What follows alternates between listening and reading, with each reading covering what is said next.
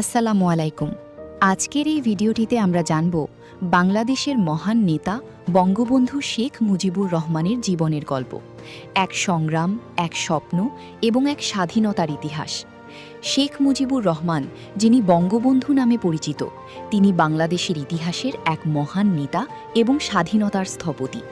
তার জীবন শুধু একজন রাজনৈতিক নেতার গল্প নয়, বরং একটি জাতির স্বাধীনতার সংগ্রামের প্রতিচ্ছবি।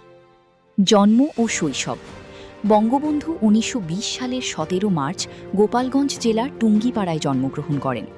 ছোটবেলা থেকেই তিনি ছিলেন সাহসী, ন্যায়পরায়ণ এবং মানুষের প্রতি সহানুভূতিশীল। ছাত্রজীবনেই তিনি অন্যায়ের বিরুদ্ধে প্রতিবাদ করতে শিখেছিলেন। রাজনৈতিক জীবন শুরু। ছাত্র অবস্থায় তিনি রাজনীতিতে যুক্ত হন এবং ধীরে ধীরে হয়ে ওঠেন পূর্ব বাংলার মানুষের কণ্ঠস্বর। তিনি ল্যাঙ্গুয়েজ মুভমেন্টে সক্রিয় ভূমিকা পালন করেন এবং বাঙালির অধিকার প্রতিষ্ঠার জন্য সংগ্রাম চালিয়ে যান। ৬ দফা আন্দোলন। ১৯৬৬ সালে তিনি ঘোষণা করেন ঐতিহাসিক ৬ দফা দাবি, যা ছিল বাঙালির মুক্তির সনদ।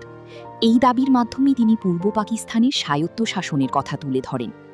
১৯৭১ ও স্বাধীনতা। ১৯৭১ সালের ৭ মার্চ ঢাকার রেসকোর্স ময়দানে তার ঐতিহাসিক ভাষণ ছিল স্বাধীনতার ডাক। এরপর শুরু হয় বাংলাদেশ লিবারেশন ওয়ার। দীর্ঘ ৯ মাসের রক্তক্ষয়ী যুদ্ধের পর বাংলাদেশ স্বাধীনতা অর্জন করে। স্বাধীন বাংলাদেশের নেতা। স্বাধীনতার পর তিনি বাংলাদেশের প্রথম রাষ্ট্রপতি ও পরে প্রধানমন্ত্রী হন। যুদ্ধবিধ্বস্ত দেশকে গড়ে তোলার জন্য তিনি নিরলসভাবে কাজ করেন। মৃত্যু। ১৯৭৫ সালের ১৫ আগস্ট এক নৃশংস হত্যাকাণ্ডে বঙ্গবন্ধু ও তার পরিবারের অধিকাংশ সদস্য শহীদ হন। এটি ছিল বাংলাদেশের ইতিহাসের এক কালো অধ্যায়। কেন বঙ্গবন্ধু অনন্য?